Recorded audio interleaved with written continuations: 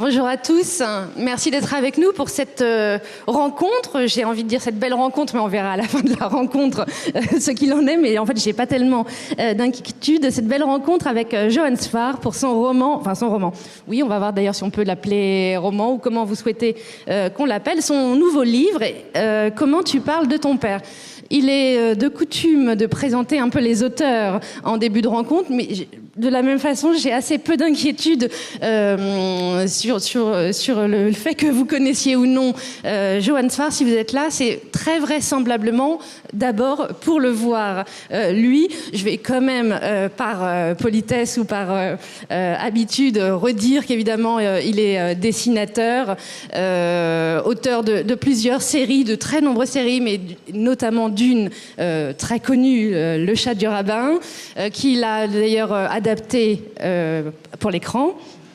Il est également réalisateur, on lui doit Gainsbourg, Vie héroïque. Il est également maintenant, depuis quelque temps, à part entière, écrivain, puisque ce livre, Comment tu parles de ton père, n'est pas son premier livre. Vous avez publié notamment L'Éternel.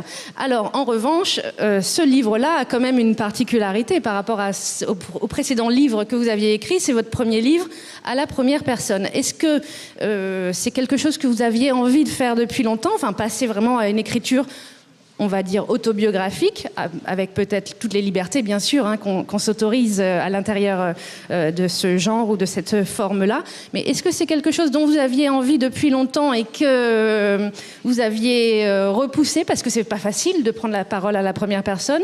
Ou est-ce que vraiment c'est juste, ça s'est imposé cette fois-ci? Voilà. Bonjour. Je me disais, zut, ils sont nombreux, mais ça va, ils ont l'air sympas. Merci. Non, des livres à la première personne, j'en fais depuis à peu près 20 ans. J'ai publié, je crois, 15 ou 16 carnets autobiographiques, dont certains font 900 pages. Donc c'est une écriture que je pratique depuis longtemps. Je défends l'idée qu'une bande dessinée vaut largement autant qu'un roman. Donc je fais des livres depuis une trentaine d'années. Ce qui est nouveau, et je ne mesurais pas à quel point c'était nouveau et étrange, c'est la première personne en caractère d'imprimerie. Elle est très étonnante, celle-là. Parce que quand on écrit « je » dans une bande dessinée, on voit la tête du locuteur, et puis là, on ne peut pas se cacher, je dessine ma tête de clown, et tout le monde comprend, et en même temps, c'est une mise à distance. J'ai travaillé pendant 2 ans sur une série télé qui ne se fera jamais, sur le voyage au bout de la nuit de Louis-Ferdinand Céline. Et j'en ai gardé une chose essentielle, c'est la méthode de travail de Louis-Ferdinand Céline, qui consiste à faire des petits chapitres qui rassemblent sous des pinces à linge. Sur cet ouvrage que j'ai fait un petit peu sans faire exprès, parce que mon papa était mort depuis quelques mois, j'avais tellement pas dormi et pleuré que j'avais les yeux tout rouges et j'arrivais plus à dessiner. J'étais en vacances, j'étais en retard sur tout, et le seul truc que j'arrivais à écrire dans un cahier, je précise que je l'ai pas écrit pour mes lecteurs, je l'ai pas écrit pour des gens, je l'ai écrit parce que j'arrivais à rien faire d'autre et j'attendais de revoir d'une certaine façon. Et j'ai rempli plein de petits cahiers de chapitres où je parlais et des 8 jours de disparition de mon papa et des souvenirs que j'avais de lui. Non, sans doute que ce livre n'est pas un roman, mais mon père est un personnage de roman. Donc, quand on a, avec cynisme, quand on a la chance d'avoir un matériau aussi riche que celui-là, on l'utilise parce qu'on m'a élevé à pas gâcher. Bon, donc écrire ce livre, ça a été non seulement facile, mais ça a été une nécessité, puis je pouvais rien faire d'autre. Le publier, ça a été beaucoup plus difficile. Le publier, ça a pris 2 ans. Il existe grâce à mon éditrice Florence Godferno, parce qu'elle m'a aidé à l'accepter, à le relire. Elle m'a appris qu'on pouvait garder les passages tristes. Ça, je l'ignorais parce que moi j'ai toujours peur d'ennuyer mes lecteurs, j'ai toujours peur qu'ils s'embêtent. Et quand je sens qu'un truc va faire chialer, en général, je le coupe. Je trouve que c'est... Je veux pas citer les auteurs que je n'aime pas, mais parmi les auteurs que je n'aime pas, il y a beaucoup d'amateurs de la viande froide et je travaille très peu avec la viande froide. Donc, certainement, tout ce qui s'est passé dans ce livre est advenu. J'ai le sentiment de ne raconter que des choses vraies. Là où il y a une bizarrerie, et je reviens à votre première personne, c'est qu'elle est quadruple dans cet ouvrage. Il y a le jeu qui a 3 ans et demi, qui vient de perdre sa mère et qui décide de se mettre à dessiner. Il y a le jeu qui a 13 ans, qui est en train de passer sa bar mitzvah et qui lit devant 400 notables juifs niçois un discours intégralement écrit par son papa. Il y a le jeu qui a 40 ans, qui vient de perdre son père et qui mesure à quel point c'est banal et à quel point c'était chic de perdre sa mère à 3 ans et demi, mais un peu nul de perdre son père à 40 ans, et on est tout étonné que ça fasse mal. Et enfin, là, il y a le jeu complètement paumé, 1 an et demi après, qui essaie de trier les pages. Cette pluralité de sens, ça vient par le caractère d'imprimerie. Ce que j'ai découvert avec l'usage... Moi, je ne fais pas de différence entre roman ou autre chose. Ce qui m'intéresse, c'est le moment où on fait du dessin d'après nature et le moment où on fait du dessin d'imagination. Alors cet ouvrage-là est un livre de dessin d'après nature. Ça raconte des vraies choses. Je ne mesurais pas à quel point le caractère d'imprimerie dit... Je ne me rendais pas compte à quel point le caractère d'imprimerie dit une volonté d'universel. Ça ne veut pas dire qu'on y parvient, mais ça signifie que la première fois où j'ai ouvert Tous les passagers à terre de René Goscinny, ou le château de ma mère de Marcel Pagnol, ou ces voix-là, l'enfant qui parlait, c'était moi. Parce que le jeu qu'employait l'écrivain, c'était moi. Et moi qui étais très fier, enfant, de ma bizarrerie, d'avoir perdu ma mère très tôt, j'ai eu beaucoup de mal à accepter autour de 40 ans la banalité de perdre mon père comme tout le monde autour de la quarantaine.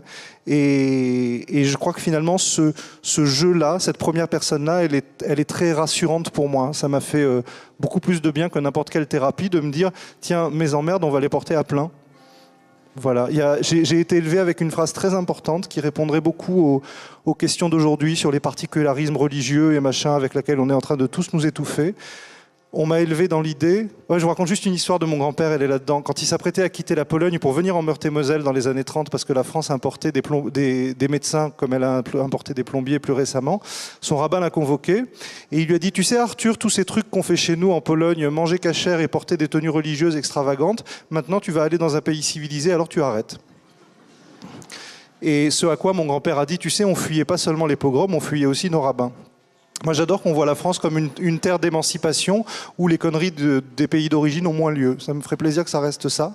Et donc, j'ai été élevé avec cette phrase venant de mon grand-père. Dès qu'un type se croit différent des autres, tu peux être certain que c'est un con. Donc voilà, la petite ambition de ce livre, c'est que le jeu que j'emploie, j'espère que d'autres gens peuvent s'y identifier. Est-ce que, néanmoins, et encore une fois, je sais bien que c'est pas votre premier texte en caractère d'imprimerie. Ça doit être mon 260e livre. Voilà. Et je crois que les BD valent autant. La seule différence entre un livre pour enfants et un livre pour adultes, c'est que je crois qu'un livre pour enfants, c'est beaucoup plus sérieux. Mais celui-là est aussi un livre pour enfants, dans certains côtés. Et malgré tout, ma curiosité me pousse à vous demander, et bien sûr j'entendrai la réponse si vous me dites c'est la même chose, c'est tout à fait la même chose, mais j'aimerais éventuellement vous l'entendre dire si c'est le cas, et passer vraiment à vous qui vous exprimez depuis toujours par le dessin. Là, passer à quelque chose qui n'est que de l'ordre de l'écrit, est-ce que ça vous a fait explorer quelque chose de nouveau? Est-ce que ça vous a fait découvrir quelque chose de nouveau? Ou encore une fois, est-ce que c'est la même chose? Je crois que c'est comme faire l'amour très très longtemps avec la même personne. Il y a un moment où on découvre des choses insoupçonnables. Si vous changez de fiancé tous les 2 jours, vous allez avoir une vie sexuelle qui se ressemble énormément tous les 2 jours. Si vous avez la chance de faire pendant de longues années l'amour à la même personne, il y a un moment où vous allez découvrir des trucs extraordinaires. Parfois grâce à des poires à lavement, mais parfois avec des choses un petit peu plus classiques. Donc là, je peux vous répondre de manière différente. J'ai commencé à envoyer des livres aux éditeurs à l'âge de 14 ans, et non seulement ils répondaient pas, et parfois quand ils répondaient non. Et à l'âge de 24 ans, on m'a publié chez 3 éditeurs de bande dessinée en même temps, et on m'a dit là c'est super. Je vous promets que je ne vois pas la différence entre ce que je faisais à l'âge de 14 ans et ce que je faisais à l'âge de 24. Il se fait qu'à un moment, malgré moi, c'est devenu intelligible. Et je crois que ce qui se produit avec cet ouvrage, là encore malgré moi, c'est que pour la première fois, et sans doute vraiment sans le faire exprès, je deviens lisible par des gens qui sont pas forcément mes fans, qui découvrent, qui prennent par hasard, et qui s'aperçoivent que là, il y a non seulement une porte d'entrée, mais il y a peut-être une clé pour tous les livres derrière lesquels je me planque un petit peu. Il est évident que le Chat du Rabbin raconte la même histoire, mais dans le Chat du Rabbin, il y a des masques, il y a un conte, il y a tout ça. Là, je le raconte de manière... Peut-être que je me dis, depuis 30 ans qu'on se connaît, on peut se faire un petit peu confiance, je peux vous balancer des trucs. L'autre chose qui est à la fois un peu intimidante, ridicule et amusante, c'est que moi je n'aime que la littérature de genre. Mon auteur préféré c'est Stephen King, je vis dans ce monde-là, et le hasard des publications et l'intelligence et la rouerie de mes éditeurs font que ce livre sort en pleine rentrée littéraire. Et ça me met face à quelque chose de délicieusement inquiétant, comme à chaque fois de ma vie que j'ai dû passer un examen. Donc j'hésite d'une seconde à l'autre entre jouer le jeu et chier dans la colle, donc c'est une attitude d'ado. Je vais jamais me soigner de ça, donc déjà je mets un peu des bagues d'habitude, mais quand je viens en rentrée littéraire, j'en mets 3 fois plus. On l'a échappé belle parce que la semaine dernière à Lausanne, j'étais avec ma fiancée qui m'a présenté un ami à elle, tatoueur, et qui à 3h du matin m'a dit viens, on va tatouer. Et j'ai dit non. Mais c'est pareil, à mon éditeur, il y a 2 minutes, il dit et si j'achetais une maison à Nancy? Je dis non, fais pas ça, le lendemain tu regrettes. Et voilà, pardon. Non, parce qu'évidemment, il arrive, il boit, on a passé la nuit avec des filles et tout, alors il trouve ça très beau. Mais moi, ma famille maternelle vient de Metz, je peux vous en parler. Hein. Alors, donc effectivement, c'est quand même... J'aurais fait les mêmes vannes à Nice. Hein. C'est quand même une aventure un peu nouvelle, ce roman. Et pour l'instant, finalement, qu'est-ce qui vous étonne le plus dans la réception du livre ? Je vais vous dire, il y a une chose que je trouve vraiment bouleversante, parce que mon père m'a beaucoup cassé les pieds, mais je l'aimais vraiment très fort. C'est l'histoire de mon père, qui était vous voyez Don Draper dans Mad Men, ça en juif religieux, donc un peu compliqué. Et en face, il y avait mon grand-père maternel, qui a été un des quelques médecins de la brigade Alsace-Lorraine, qui a perdu toute sa famille dans ce qu'on a appelé la Shoah par balle, et qui avait fait des études pour être rabbin, mais qui n'en avait rien à foutre. Donc il était iconoclaste, il était provoquant, c'était un personnage de Philippe Roth. Et je parle beaucoup d'eux dans ce livre. Et depuis que le bouquin est sorti, il y a plein de gens qui me parlent d'eux comme s'ils les avaient rencontrés. Et quand j'entends des gens me dire « Ah, Arthur Haftel, il aurait aimé ça. Et tu crois qu'André Sfar, il serait content de voir ça ?» Ça me fait chialer. Ça, de me dire... Je n'ai pas la moindre idée de mes talents littéraires. En revanche, si j'ai réussi à donner à mes lecteurs l'impression de passer un moment... ou avec mon papa, ou avec... J'ai arrêté la psychanalyse au bout de 6 mois, quand la psy m'a dit « Arrêtez de dire votre papa, arrêtez de dire votre maman. Dites votre père. » J'ai dit merde, je suis parti. J'ai dit moi les religions, j'en ai marre. Et là, je vois des gens qui me parlent de mon papa, et c'est vachement joli. Et même des très très très jolies filles, parce que j'ai pris un coup dans la gueule pour les obsèques de mon père, parce que évidemment mes premiers émois sexuels, c'était les maîtresses de mon papa. Il y en avait une nouvelle tous les 2 jours. Quand il est mort, on a trouvé une boîte de photos de mon père au restaurant Rasputin à Paris, avec chaque fois une autre nana. On aurait dit des montages. Et lui, il faisait toujours sa tête comme ça. Et un peu comme dans L'homme qui aimait les femmes, elles n'ont pas trouvé mieux que de venir aux obsèques. C'était un tableau de Munch. Qu'est-ce que j'ai pris dans la gueule? C'était d'une violence. Et évidemment, chacune arrive avec « Évidemment, tu te souviens pas de moi ?» « Oh putain, oui, je me souviens. » Et là, ça m'a fait plaisir parce que grâce à ce livre et malgré moi, j'ai offert à mon père plein de nouvelles amoureuses potentielles. Parce que rêvez jamais des Don Juan. Hein. Leur vie, c'est toujours un cauchemar. La réalité de mon père, c'est que jusqu'à l'âge de 40 ans, il vivait chez sa maman et il dormait dans le salon, dans un canapé à une place. Et à côté, il était l'avocat des truands de Nice et il sautait toute la Côte d'Azur. Mais l'envers du décor, quand vous voyez ces mecs s'envoyer une nana tous les 2 jours, c'est parce que maman ne leur autorise pas de s'installer avec quelqu'un. Mais oui. Et du coup, vous avez compris des choses... C'est tout de suite toute la salle plein Patrick Bruel en disant « Oh, le pauvre !» Vous avez compris des choses nouvelles sur votre père grâce à ce livre? Sur ma sexualité, non.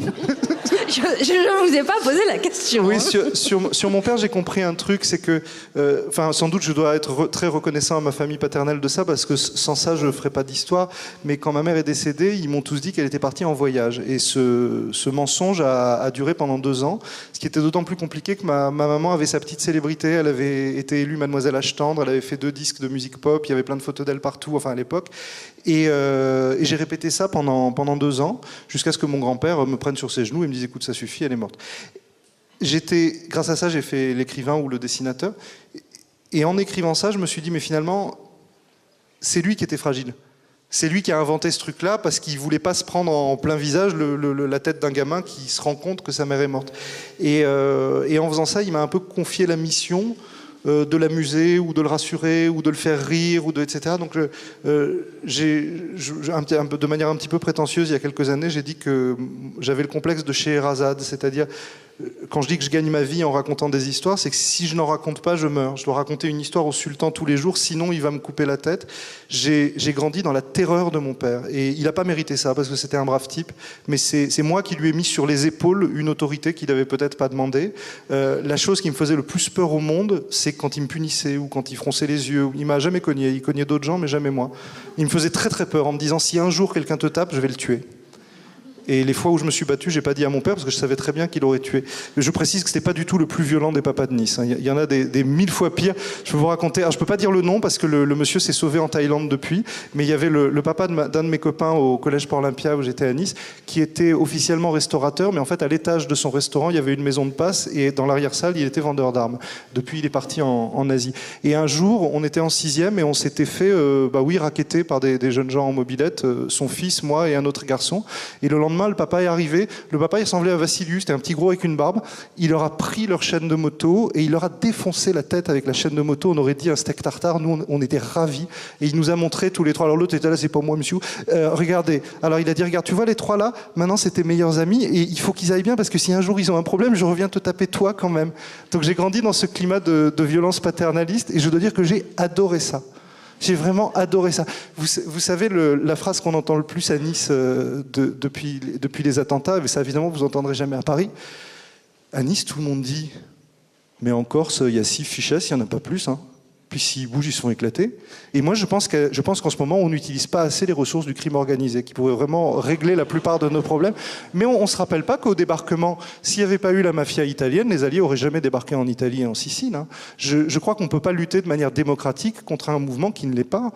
Je crois, alors dans le sud de la France, on a des ressources insoupçonnées dans ce domaine-là, et on en fait un usage, à mon avis, tout à fait insuffisant.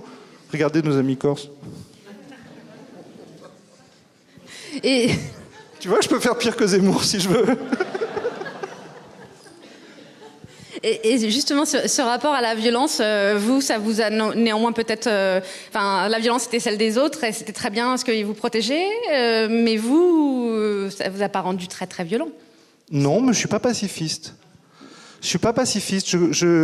C'est marrant, vous savez, je me souviens, j'avais un camarade, alors je peux pas dire son nom, qui est un auteur jeunesse qui est assez en vue, qui a eu un passé très très agité. Il vient du sud-ouest de la France, et je l'ai vu dans des dîners littéraires il y a une vingtaine d'années à Paris. Et il s'est trouvé à table avec des gens qui se parlaient très mal les uns aux autres et qui se disaient des choses assez humiliantes. Et il m'a dit, eux ne se sont jamais fait casser la gueule. Et je trouvais que ça avait beaucoup de sens. Je crois qu'il y a une immense source de racisme en France, c'est que c'est pas un secret, la population blanche domine tout le monde de manière économique, de manière culturelle, de tout ce qu'on veut. Mais dès qu'on parle mal à leurs copines, ils se liquéfient et ils urinent dans leurs jeans.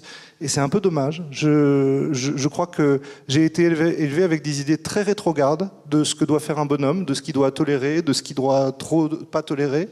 Je suis pas un adepte du toubab fragile. Je pense que j'ai des idées très rétrogrades sur ce qu'un homme doit faire. Donc non, je ne suis pas du tout pacifiste. Je suis très aimant, je suis très souriant. Je suis niçois. Je ne peux pas dire mieux. Justement, vous nous redites que vous êtes niçois. Est-ce que, bien sûr, c'est évidemment pas dans le livre, mais finalement le fait que les événements qu'on connaît, les attentats de juillet sont survenus. Enfin, vous étiez d'ailleurs vous à Nice à peu près à ce moment-là. Enfin, vous étiez à Nice à ce moment-là. Oui, j'étais à Nice avec mon petit garçon et on devait aller voir le feu d'artifice et je me suis disputé avec sa maman parce que on était paresseux, on a préféré faire des jeux vidéo, donc on a bien fait. Au-delà de la tragédie des attentats, ça a mis en lumière un tissu social niçois qui est incompréhensible depuis ailleurs et qui est complètement explosé. Nice est une ville où on n'a jamais rien fait pour les quartiers pauvres. On parle à la télé tout le temps de la Seine-Saint-Denis, le quartier de l'Ariane à Nice, qui s'est un peu amélioré depuis, mais disons le quartier des Moulins, il y a certains quartiers à Nice qui sont 1000 fois plus abandonnés que la Seine-Saint-Denis, et ce depuis 40 ans. Il n'y a jamais eu de vivre ensemble à Nice, les gens se sont toujours détestés, c'est vraiment dommage. C'est pas du racisme, c'est du tribalisme. C'est que les gens sont chacun dans leur coin, ne se rencontrent pas et n'ont pas d'espace pour se parler. Et parce que la politique culturelle niçoise a toujours été une politique de l'événementiel. On fait des festivals, on fait des rencontres, mais il n'y a rien de pérenne. Le seul endroit où, à défaut de vivre ensemble, on se promenait ensemble, c'était la promenade des Anglais. C'est un lieu où il y a eu 80 cadavres à ciel ouvert pendant une nuit et passage interdit pour tout le monde pendant près de 3 jours. J'ai récupéré à la petite cuillère les camarades journalistes et photographes de Nice Matin qui m'ont raconté, je parle de vrais bonhommes, hein, des gars qui ont fait le Rwanda, qui ont fait le Beyrouth, qui ont fait tout ça, ils m'ont dit on n'a jamais vu ça.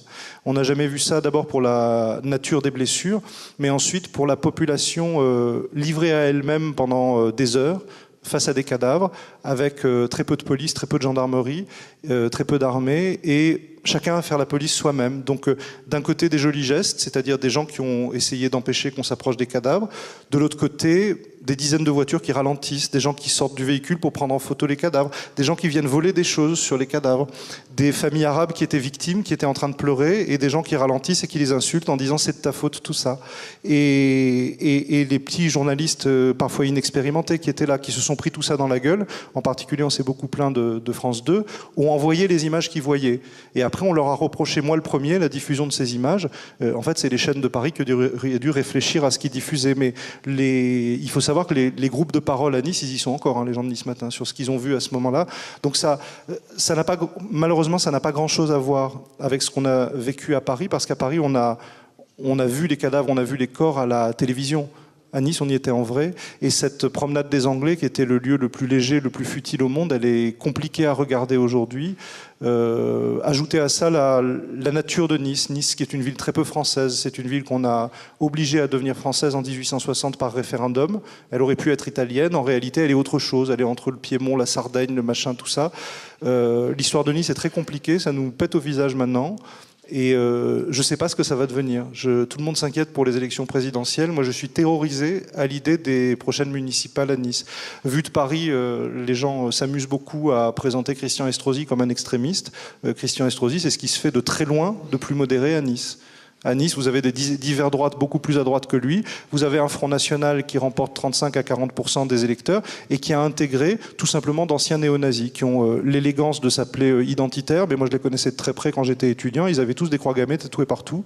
Et il y en a un, je ne vais pas le nommer, qui distribuait des tracts pour nier l'existence des chambres à gaz. Il est sur les listes de Marion Le Pen en ce moment. Donc, je fais partie des gens qui... Je n'ai pas une passion pour la politique que mène Christian Estrosi. Je fais partie des gens assez lucides pour mesurer à quel point il est un rempart contre le Front National. Je fais partie des rares personnes qui considèrent en France aujourd'hui qu'être un rempart contre le Front National, c'est pas inutile.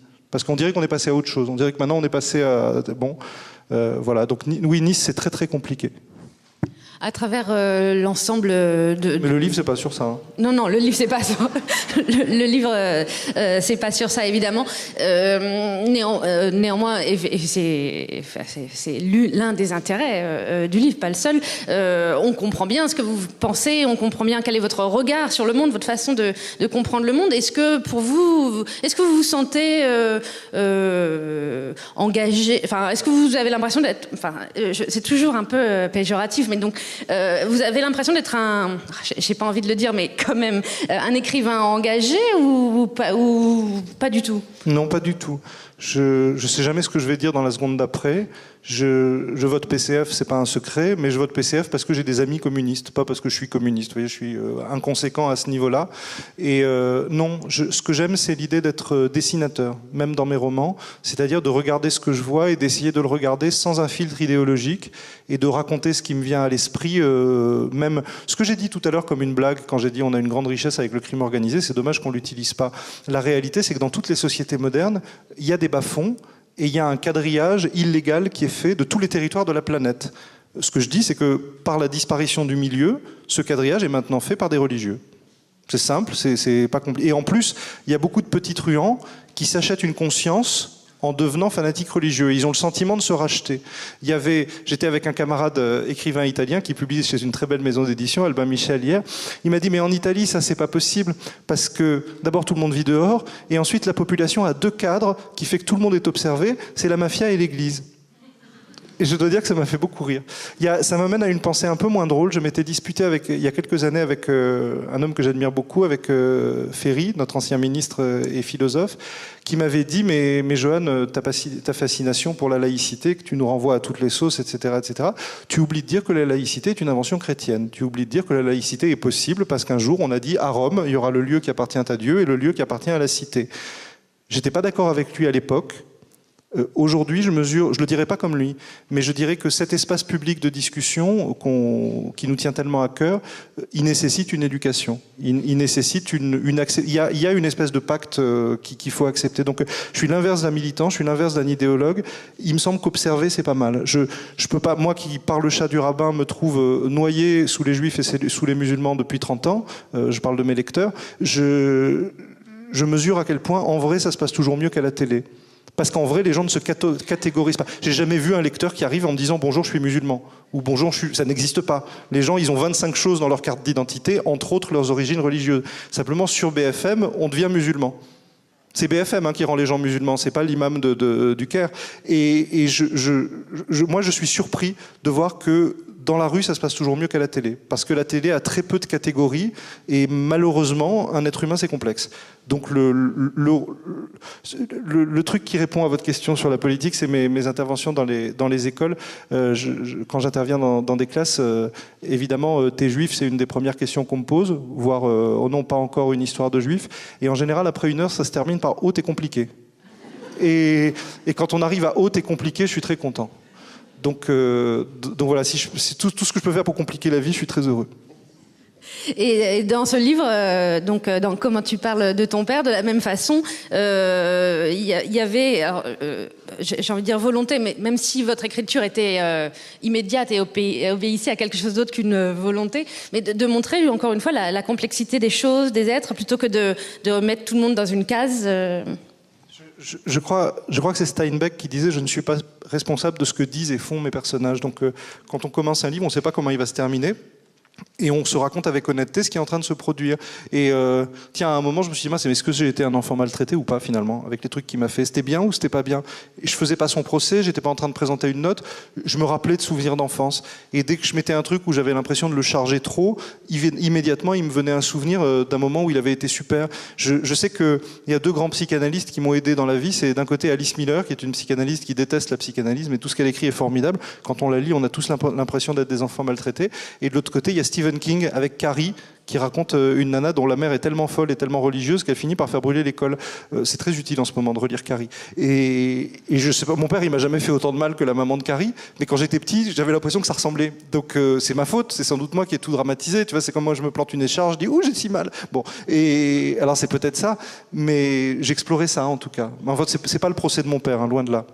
Oui, voilà, et justement, c'est plutôt une volonté de montrer la complexité des choses, des ressorts, des choses qu'on comprend d'une certaine façon quand on est enfant et qu'on voit autrement quand on est adulte, peut-être même quand on est père soi-même. Une fois qu'on a basculé de l'autre côté, on relie les choses.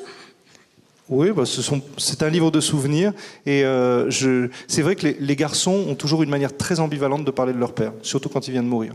Et à la fois, il y a un côté un peu secret où ils se sentent libres, ils se sentent bien tranquilles, et ensuite il y a un côté compliqué où il y a des trucs qui leur manquent. Et là, on fait la liste de tout ce qu'on nous a appris sur ce que c'était que d'être un bonhomme, et il y a une sacrée masse de conneries là-dedans, et en même temps il y a certaines conneries qu'on a envie de garder parce qu'on les aime bien, et ça me paraît très intéressant. Moi enfin, de toute façon c'est mon credo. Je pense que la catégorie qu'on examine le moins en ce moment, c'est le mâle hétérosexuel européen, parce qu'on le rend tellement responsable de tout qu'on oublie de se dire que c'est aussi une créature un petit peu sensible et parfois un petit peu fragile, et à force de mettre à Don Draper le monde entier sur les épaules, on oublie de se dire qu'on l'adore, le mâle hétérosexuel européen.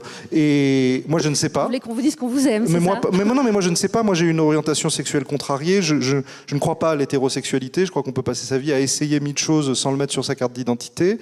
Je sais que tous les trucs que m'a dit mon père sur ce que doit faire un homme, c'est de la blague. Je sais que quelques heures par jour, on fait semblant d'être un homme ou on fait semblant d'être une femme. Il se trouve que c'est quelques heures que j'aime bien. Voilà. Évidemment, c'est de ça qu'il est question. Un des moments fondateurs de mon enfance, le jour de ma bar mitzvah, on m'emmène manger dans un restaurant cachère de Nice. Bon, c'était dégueulasse. Et mon père me donne un billet c'était pas des euros à l'époque, ça devait être des shekels, je sais pas. Il me lâche dans Nice. J'avais mon costume bleu électrique avec des chaussures beurre frais et je vais au cinéma avec un copain. Et là-dessus, il y a 3 mecs qui nous attrapent. Évidemment, un costume comme ça, c'était une alerte, et qui nous piquent tout notre blé et qui nous mettent des gifles. Mon grand-père, qui a fait la guerre, qui a passé sa vie à tuer des gens et à se faire tirer dessus, me dit « T'as bien fait de te laisser faire parce qu'ils auraient pu avoir un couteau ». Mon père m'a dit « C'était une honte sur pattes ». Il m'a dit « La prochaine fois, je veux que tu reviennes en sang ». Donc ça c'était très formateur, ça c'était très intéressant. Après, en creux, et j'ai le sentiment que ça se comprend, ce que raconte ce livre, c'est d'un côté ma famille paternelle avec le désarroi de ces juifs d'Europe de l'Est qui ont été ou déportés, ou qui se sont battus, ou qui ont été exterminés, et ceux de la famille qui ont survécu sont plus que des philosophes, c'est-à-dire qu'ils sont apathiques, rigolos et provocants. Et de l'autre côté, ce judaïsme séfarade dont on analyse trop peu le rapport à la Shoah. C'est-à-dire que mon père a grandi dans la culpabilité de ne pas avoir été déporté. La déportation des Juifs d'Algérie était organisée et prévue, et les Alliés sont arrivés en Afrique du Nord et ont empêché ce processus. Si on veut un élément de comparaison, en même temps, en Grèce, à Céphalonique, ils étaient exterminés à 99,5%. Donc mon père a grandi dans cette culpabilité-là. Il m'a emmené en Israël au musée du Yad Vashem quand j'avais 7 ans. Il m'a dit « Hitler a essayé de nous exterminer, maintenant ton devoir sur Terre, c'est d'avoir des enfants juifs ». Ce à quoi mon grand-père maternel m'a répondu « Ton appareil génital ne sert pas à ça ». Je lui ai été très reconnaissant. Mais cette névrose-là, elle est vraiment intéressante. La violence de mon père, son envie de justice, il n'a pas eu de bol, le pauvre. Il a grandi en Algérie, il était favorable aux droits des Arabes, il militait dans le camp de Ferhat Abbas. Alors après, quand c'est venu le FLN, ça lui plaisait moins, mais il était quand même pour l'indépendance algérienne. Et enfant, il a vécu quelque chose d'extraordinaire qui n'arrive jamais. Il a vu un Arabe qui était condamné à mort et qui a eu un tellement bon avocat qu'il a été innocenté. Lui, il ne savait pas que la justice, ça n'arrivait jamais. Il a vu la fois où ça arrivait, et du coup, il a dit « c'est tellement beau, je veux devenir avocat ». Après, il a été avocat à Nice, il a vu que ça ne marchait pas comme ça. Mais donc, je crois que c'est ça, sa colère. Il y a un très beau livre, peut-être mon préféré, de Romain Gary, qui s'appelle « La tête coupable », qui raconte l'histoire d'un savant atomiste français. Il se sent coupable d'avoir inventé la bombe à hydrogène. Donc, il épouse une Tahitienne, il va là-bas et il la regarde qu'il trompe avec des grands mecs beaucoup plus musclés que lui. Et il parle du Christ, et il dit que le goût de la justice, l'amour des autres qu'a le Christ, etc., ça demande une colère folle. Il dit que ce goût de cette manière de vouloir la paix, il dit ça se fait poing serré et mâchoire rentrée, comme ça, j'aime bien cette idée. Vous parliez de Romain Gary. Quels sont les livres ou les auteurs qui sont des influences ou en tout cas des lectures extrêmement marquantes pour vous dans votre histoire de lecteur, tout simplement? Je crois qu'on est un peu tous pareils. Il y a des auteurs à qui on doit la vie. Il y a des gens qui, à un moment, ont eu la gentillesse de nous montrer le monde aussi désespéré qu'on le voit et qui ont réussi à nous faire marrer avec ça. Il n'y en a pas 300 000. Hein.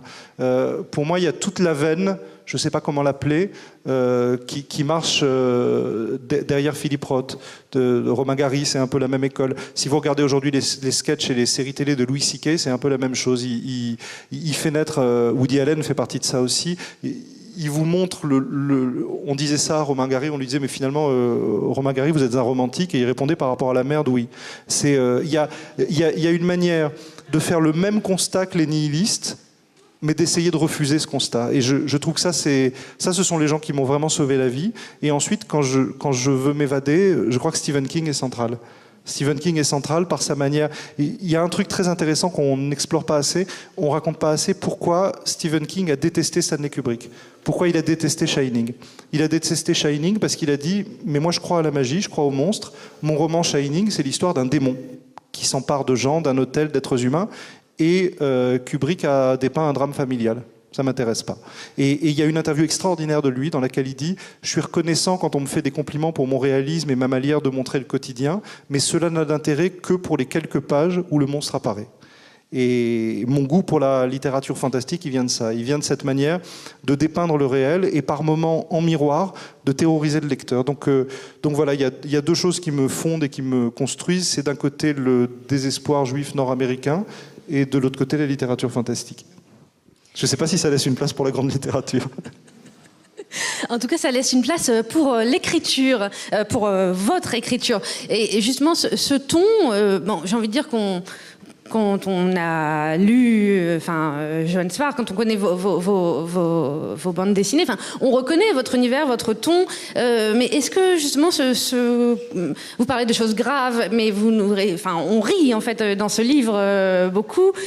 Comment vous avez trouvé, est-ce que vous avez cherché à doser les choses, ou est-ce que votre ton est venu naturellement, ou est-ce qu'il a fallu réajuster un petit peu parfois? Non, on a beaucoup relu, on a beaucoup coupé, on a beaucoup construit, mais le moment où j'écris, il est assez simple, mais je pense qu'on vit tous à peu près ça. Quand on vit des époques de drame ou des époques un peu compliquées, on est attentif à tout, et d'être attentif à tout. Les moments marrants ou les moments ridicules, on les voit. C'est comme quand on a un fou rire pendant des funérailles. D'habitude, on se dit « Oh non, là, j'ai pas le droit de rire », mais dans mes pages, j'ai droit. Il se fait que j'y peux rien. Quand mon père était en train de crever, il gonflait, parce que même les intraveineuses, ça allait plus dans les veines, ça gonflait la peau, c'était un cauchemar. J'en peux plus, je veux prendre une demi-heure pour me calmer, je vais bouffer une pizza au soleil. Et là, je tombe sur 2 vendeurs de chaussures, le mec et la nana, qui se disputent sur le nom du petit chat qu'il venait d'avoir. Elle veut l'appeler Gypsy, et l'autre, il dit « Non, Gypsy, ça fait gitan ». Et il répond « Non, mais Gypsy, ça ne veut pas dire gitan, ça veut juste dire gypsy ». Et l'autre, il dit bon, on a qu'à l'appeler Sylvie. Non, mais Sylvie, c'est ton ex, je veux pas donner au chat le nom de ton ex. Et là, voilà, ça me fait marrer. C'est pas après, il y a les obsèques. Alors, je sais pas quels sont les monopoles à Nancy. Tu perds quelqu'un à Nice, tu sais que la compagnie Roblo va se faire 15 000 €. À Nice, c'est Roblo, c'est les obsèques. Alors, malheureusement pour eux, parfois il y a des musulmans, parfois il y a des juifs. Alors ça leur complique un peu la vie parce que c'est différent. Alors déjà, elle m'ouvre la porte. Genre 2 nanas de la pizzeria de la Chunga. Je te dis, ultra décolleté, nichon énorme, la robe noire pour faire triste, mais ça faisait encore plus bandé, ça faisait juste un peu SM. Il y aurait moyen de faire un lavement, j'y allais. Et j'arrive là, le truc, la pièce noire avec une lumière en douche là qui vient là. Tu sais, tu fais que ça, tu peux faire le Punisher. Et les mouchoirs sur la table. Ma sœur qui est un peu univoque, elle voit un mouchoir, elle en prend un, elle pleure. Je dis bon, ok. Je m'assieds et j'entends « Bonjour, ce sont pour des obsèques israéliennes ?» Je dis « Oui, mais on va pas les faire à Gaza. » Et là, elle commence à me parler et je les vois transpirer, je vois des espèces de gouttes entre les nichons. Et là, je suis comme un fou. Et je suis là « Oui, mais bien sûr. » et tout. Et alors, et comme israéliens, ça avait dû les marquer. Elles ont dit « Merde, j'aurais dû dire israélite ou youpin, comment on doit dire et tout. » Elles ont essayé de se rattraper sur mon métier et elles m'ont dit « Mais alors, vous êtes dessinateur ?» Évidemment, ça a été ma branlette de la semaine du décès de mon père. J'étais dans l'appartement vide de mon papa, j'avais pas mes vêtements, donc j'avais les chemises de mon père. Et je me suis trouvé à me branler, machin, tranquille. Et là-dessus, j'ai pas pu finir parce que ma sœur m'appelle. Quand ma sœur m'appelle, c'est toujours une bonne nouvelle. Johan, j'ai oublié de te dire, il y a un placard en haut, il y a peut-être une robe et des lettres de ta maman en haut, et parce qu'il y a une valise, j'ai jamais osé ouvrir. Bon, ok, je vais chercher la valise. Mais là, j'invente pas, je raconte des vrais trucs. C'est pas ma faute si la vie est pathétique. Je monte, je prends la valise, je l'ouvre. Alors, il y a des photos, des vieux en Algérie, bon. Et je vois un truc, je me dis, chouette, il y a une bague, ça vaut peut-être du blé. J'ouvre, dans du coton, mon prépuce. Je rappelle ma sœur, elle m'a fait chier, il n'y a pas de raison, je me venge, je dis bon, tu savais ce qu'il y avait là-dedans, maintenant je sais pas, je dis bah voilà, il y avait un bout de ma bite. Elle me dit bah au moins tu sais où il est, je dis oui. Et elle me dit tu vas en faire quoi? Je dis bah non mais rien, j'ai refermé, j'ai tout rangé, j'ai tout remis. Elle me dit ah mais non tu me laisses pas. J'ai raccroché, je suis allé dormir. Alors elle veut plus s'en occuper. À l'heure actuelle, mon prépuce est dans un garde-meuble de 30 mètres cubes à Nice, parce qu'il n'y avait pas plus petit. Ça me coûte 500 € par mois. Il faut que je le fasse véhiculer jusqu'à Paris. Et je cherche un déménageur qui veut bien transporter ça. J'ai bien conscience que ça me donne de l'importance. Et je veux bien. Je suis sûr qu'il y a un moyen sur Terre de prendre ça au sérieux, mais je ne le trouve pas. On pourrait... Alors, ne me demandez pas si je suis pour ou contre la circoncision, parce que je suis contre. Je l'ai dit hier la semaine dernière à Lausanne, et ça a fait une tragédie grecque avec des gens dans l'Assemblée. De toute façon, à chaque fois que j'ai eu des tragédies religieuses dans ma vie, ça a été à cause de la circoncision. J'ai publié le premier ouvrage de Riyad Satouf qui s'appelle Ma circoncision, pour raconter en quoi ça consiste, une circoncision quand on est syrien. C'est dégueulasse. Et on a été assigné en justice par des associations catholiques qui ont voulu accuser Riyad et moi de racisme et d'antisémitisme. Bon. Et hier à Lausanne, et la semaine dernière à Lausanne, c'est une dame qui s'est mise très très très en colère parce que j'ai dit toutes les discussions sur la circoncision s'arrêtent dès que quelqu'un hurle « ça n'a rien à voir avec une excision !» Alors non, peut-être que ça n'a rien à voir, mais peut-être un tout petit peu quand même si vous acceptez qu'on en discute un peu. Et là, en général, on m'a déjà arraché les yeux, donc je ne peux pas aller plus loin dans ma démonstration. Donc je vous renvoie aux articles sur le sujet, j'en ai marre de risquer ma peau. Est-ce que vous diriez que vous êtes particulièrement attentif à ce genre d'absurdité? Cette partie de mon corps, oui. Parce que parfois en situation de surpoids, on est entre garçons, on le sait, parfois en situation de surpoids, on la voit plus. Tu te lèves le matin, tu lèves, et là tu vois un truc, mais c'est ton orteil. Et là tu dis bon bah faut maigrir. Et là j'en suis à 7 heures par semaine de sport depuis 1 an, donc je revois ma descendance. Et inutile de dire que oui, je m'y intéresse. Alors ce n'était évidemment pas ma question, mais... Hier, avec mon éditrice, on a passé toute la soirée à se demander quels étaient les auteurs qui avaient un gros sexe ou pas dans l'Assemblée.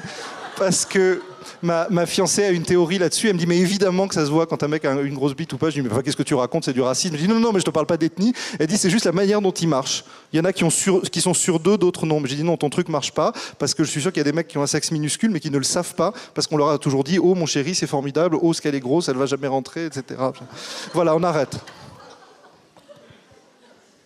Les enchaînements sont pas forcément faciles, mettez-vous à ma place. J'étais ici pour soigner ma crédibilité littéraire, parce que c'est la rentrée littéraire, etc.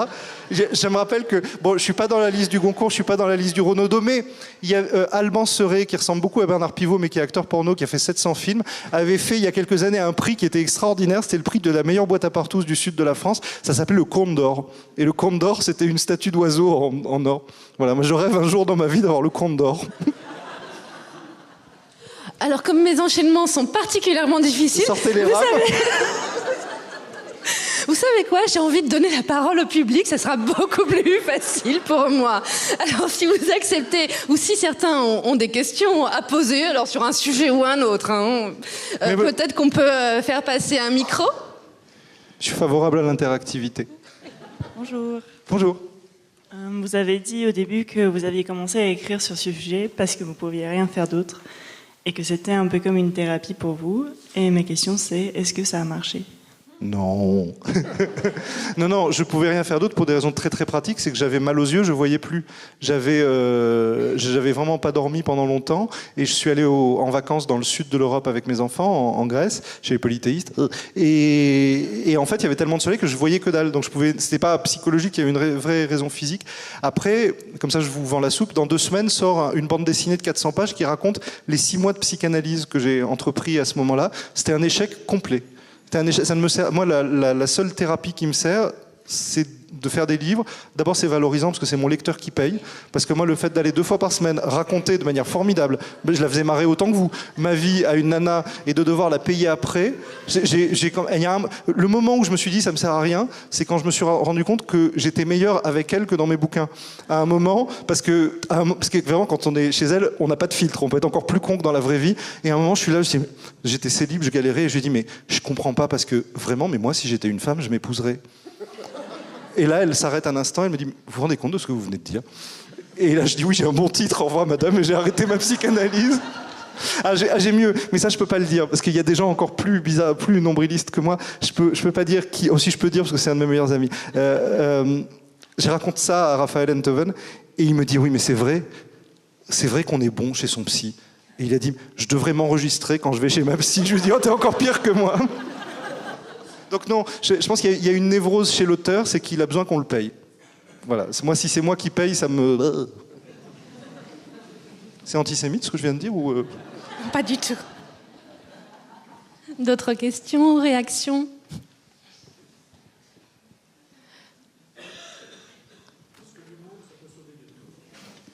Je vous remercie de cette question. Est-ce que l'humour, ça peut sauver de tout ? Il y a une interview extraordinaire de Judd Apatow, qui est un des plus grands réalisateurs de comédie américaine, et on lui a dit « Mais comment vous faites pour faire marrer tout le monde ?» Et il dit « Mais c'est simple, il faut écrire et décrire et observer avec le plus grand sérieux. » C'est-à-dire, on ne se dit pas « Là, je vais mettre un gag ».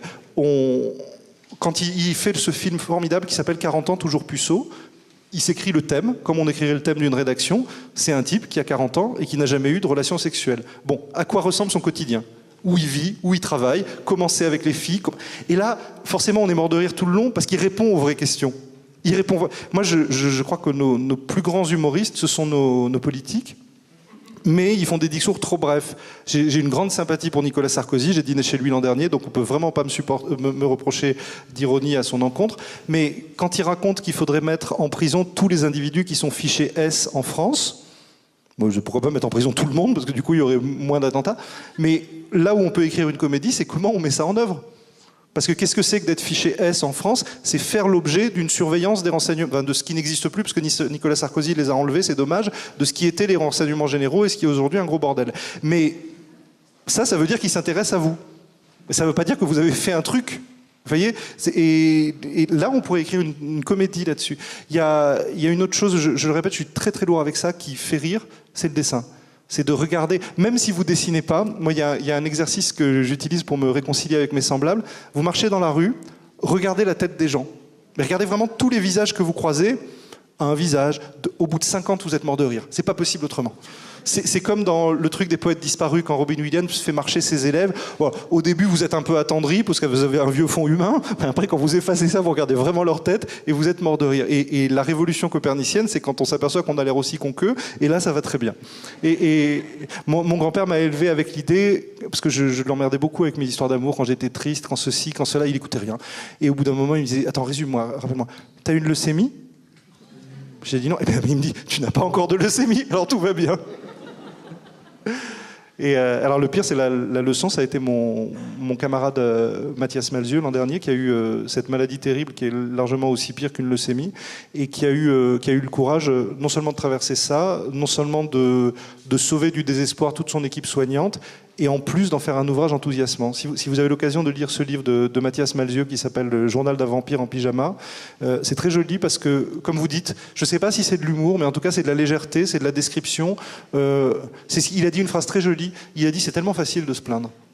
Et il a choisi d'en faire une histoire, et il a fait une histoire pas rébarbative sur une maladie grave, et je crois que malgré lui, parce qu'il l'a fait avec des moteurs égoïstes, mais malgré lui, il a fait du bien à beaucoup de monde. Moi, il m'a dit une chose très jolie, il m'a dit, tu sais, le meilleur service qu'on puisse rendre au lecteur, c'est de ne pas penser à lui. Il faut travailler pour des questions qu'on se pose, et après on se dit par hasard, il y en a peut-être un à qui ça va faire du bien, ou qui va... Ce à quoi... Alors moi j'ai pas eu de chance parce que j'ai été élevé en philo par Clément Rosset, qui est le plus grand nihiliste de la planète, mais qui rigole tout le temps. Et je lui raconte un truc comme ça, et il me dit, vous êtes vraiment toujours aussi con. Et il me dit, vous savez, la pire chose qui puisse vous arriver, c'est ce très rare moment où un de vos lecteurs, par hasard, a le sentiment de vous comprendre. Je comprendrai jamais Clément Rosset, mais je l'aime plus que tout.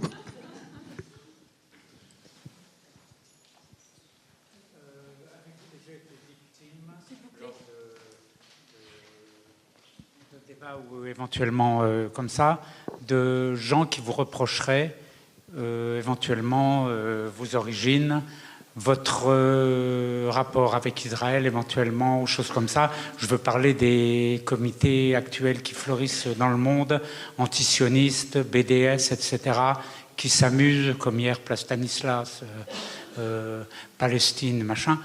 Est-ce que ça vous est arrivé et comment, voilà. Non, je suis un peu embêté, mais j'arrive jamais à choquer personne. Alors, je tiens à préciser que j'ai jamais réussi à choquer le moindre juif pendant tout mon travail, parce que un rabbin m'a dit un jour avec beaucoup de tendresse, il m'a dit, tu sais, tu arrives 40 ans après Philippe Roth, et la dernière fois qu'on a excommunié quelqu'un, c'était Spinoza.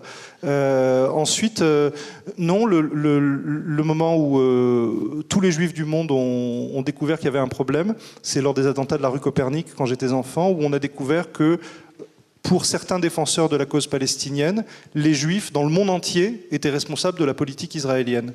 C'est d'autant plus idiot que la plupart des théoriciens d'extrême gauche et la plupart des pro-palestiniens sont juifs à New York. Quand je me suis retrouvé dans des festivals de films à New York, j'étais avec des camarades palestiniens qui faisaient des films formidables. Leurs films étaient produits, financés et diffusés par des producteurs juifs. Ce qu'on oublie de dire, c'est que parfois... Je sais qu'on passe pour un ridicule ou pour un naïf quand on ose parler de paix au Proche-Orient, parce qu'on sait que personne ne la souhaite, la paix, ni dans un camp ni dans l'autre. Mais le seul moyen qu'un jour ça se passe mieux, c'est si les populations se fréquentent et se rencontrent.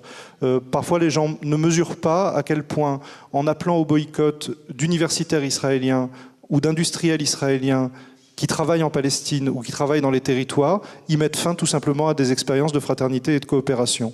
On ne mesure pas à quel point les gens qui souhaitent boycotter les entreprises israélo-palestiniennes font le jeu de l'extrême droite israélienne. Donc, comme d'habitude, les victimes de ça, c'est la gauche. Je tiens à préciser, parce que c'est une évidence, que l'autorité palestinienne est hostile à tous les mouvements de boycott d'Israël. Pour une raison très simple, c'est qu'ils veulent un progrès économique dans leur territoire. La situation aujourd'hui, on n'en parle jamais assez, et je ne veux pas m'étendre parce que je ne suis pas israélien, je n'ai pas plus d'informations que les autres, j'ai juste des cousins qui habitent là-bas et j'ai peur qu'ils prennent des bombes, et j'ai beaucoup de camarades palestiniens. La situation aujourd'hui, c'est que l'autorité palestinienne est coupée en deux. D'un côté, le Fatah, qui a une existence historique et qui, à défaut d'être démocratique, ressemble à peupler toutes les dictatures bassistes qu'on a eues depuis 60 ans, donc c'est un peu moins pire que Hitler. Et de l'autre côté, on a le Hamas qui s'est mis au pouvoir en égorgeant, non pas 200 Israéliens, mais en égorgeant 200 dirigeants du Fatah. Donc moi, je serais ravi qu'on crée un pays avec tout ça. parce que ce serait la justice. C'est les dispositions pratiques qui me sautent pas aux yeux. Voilà, n'attendez pas de moi que je vous dise qu'Israël est un paradis, c'est pas du tout ce que je pense. Je pense que le destin juif, d'un point de vue culturel, était fascinant parce que c'était le destin d'un peuple en exil qui a dû développer une culture singulière, basée sur le livre, basée sur l'échange et basée sur le refus de la force brute. Je crois que c'est Theodor Herzl qui disait « Un jour, on sera un pays comme les autres ». Donc aujourd'hui, Israël est un pays comme les autres avec ses injustices, ni mieux ni moins bien. Moi, je suis citoyen français, j'ai pas de papier israélien, mon pays, c'est la France. Je vois pas pourquoi je serais responsable de ce qui se passe là-bas. Je peux avoir une opinion, mais elle vaut pas mieux que celle des autres.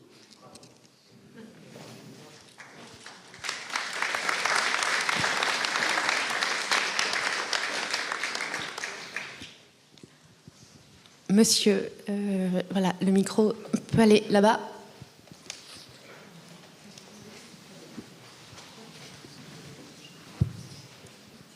Bon, je voudrais faire très très court, mais c'est une question totalement personnelle. Le Malka des lions, c'est vous? Merci pour cette question. Il existe. Il existe. Il y a, vous savez, ce qui est très joli sur le Maghreb, c'est que c'est un pays où on ne se souvient plus qui était juif, qui était musulman. Il y a parmi les saints et les saintes du Maghreb, sur la tombe de qui on va en pèlerinage, il y a des gens dont on ne se souvient plus de la religion, mais on se souvient qu'ils étaient importants. J'ai eu un aïeul au début du siècle qui n'a pas été sanctifié, mais qui était une espèce de légende. C'est un type qui chantait dans les synagogues et qui était montreur de lions, de la même manière qu'on peut être montreur d'ours en Roumanie, si vous voulez. Et il était assez célèbre parce qu'il racontait des histoires, il passait d'un village à l'autre.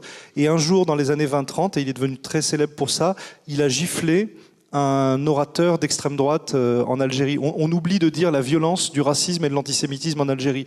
En 1900, l'anisette qui se vendait le plus à Alger s'appelait l'anti-juif. Jusqu'aux années 50, beaucoup de grands cafés d'Alger étaient interdits aux juifs et aux arabes et c'était écrit sur des écrits. Donc, dans ce contexte-là, ce juif habillé à l'oriental et qui traînait un lion est un jour monté, comme vous diriez, sur un discours de Le Pen et a giflé le gars. Et c'est devenu une légende et j'ai raconté ça à la radio, ce à quoi j'ai reçu le coup de fil d'une dame que je connaissais pas. « Mon fils, c'est gentil hein, ce que tu as dit, c'est vraiment beau sur ton oncle qui a giflé machin, c'est très gentil, simplement c'est mon oncle. » Enfin, dans ma famille, on disait que c'était un aïeul à nous. Alors, on a peut-être le temps pour une dernière question, mais pas tellement plus.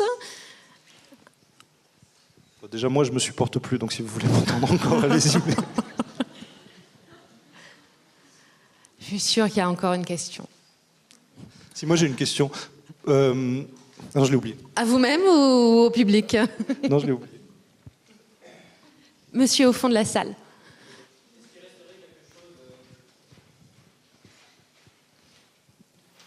Vous parlez quand même beaucoup de justice quand vous parlez de votre père et de ce pourquoi il a voulu faire avocat. Et du coup, je voulais savoir s'il y avait un espèce d'héritage idéologique, entre guillemets, de cette soif de justice que vous décrivez beaucoup. C'est une bonne question. Et vous ?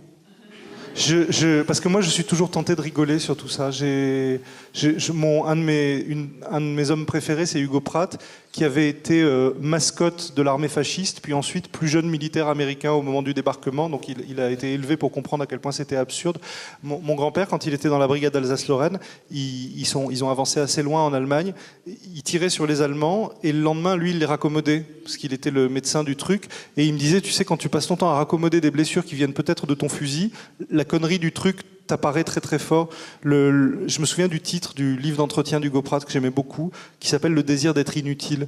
Moi, je suis beaucoup plus dans l'inutilité et dans le mensonge parce que vous savez, il y a une maladie dans notre monde, c'est Facebook, parce que on a beau se lever en ayant envie d'en avoir rien à foutre de rien, comme dit un grand chanteur français. Facebook, en 10 minutes, il vous convainc qu'il y a 25 causes importantes. Et l'autre matin, j'étais très énervé de découvrir que les bonbons viennent des animaux. Et après, je me dis, faut arrêter là. Faut arrêter parce que moi, je me méfie. Non, je suis pas du tout comme mon papa, en fait. Je l'admire beaucoup parce que je suis pas pareil. Vous êtes plus dans la recherche de l'essentiel, quoi. Bah, c'est pas ça, mais j'ai constaté, mais peut-être que je me trompe. Hein. Mais enfin, en tout cas, dans ma vie, ça a été comme ça. À chaque fois qu'un type ou une nana est venu me voir en me disant qu'il ou elle avait la solution à mes problèmes, c'était pour m'en rajouter. Je vais vous dire le moment de ma vie où la religion m'a servi à quelque chose. Ça a été un moment vraiment très important. On était en train d'essayer après je vais arrêter. On était en train d'essayer de financer le film de Gainsbourg. Et il y a 2 productrices, une anglaise et une française, mais très très importantes, qui venaient. Et mon producteur était là. Et il était tellement stressé qu'il n'arrivait pas à parler. Il faisait des tartines de moutarde sur son steak tartare. Et il y a un truc qui m'est venu à l'esprit. Je lui ai dit, mais vous savez quelle est la différence entre les testicules et les témoins de Jéhovah ? Alors, je la traduis en anglais pour que la dame comprenne, non ? Ben, je dis, mais il n'y en a aucune. Ils viennent par 2 et on les laisse jamais entrer. Et là, elles se sont marrées, elles ont financé le film, et c'est le jour où une parabole religieuse m'a été utile.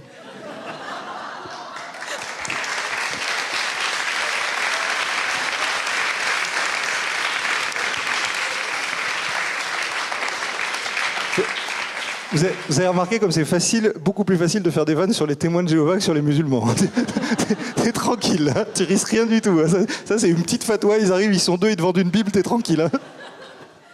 Merci beaucoup, Johan Sfar. Comment tu parles de ton père aux éditions Albin Michel. On vous retrouve sur le stand, en signature, enfin sous le chapiteau, l'après-midi, tout de suite. Alors là, on fait une signature frustrante, genre juste CUNY, si tu veux, juste 20 minutes. Et après, on fait la totale cet après-midi avec les poulies, tout ça. Merci à vous. Au revoir.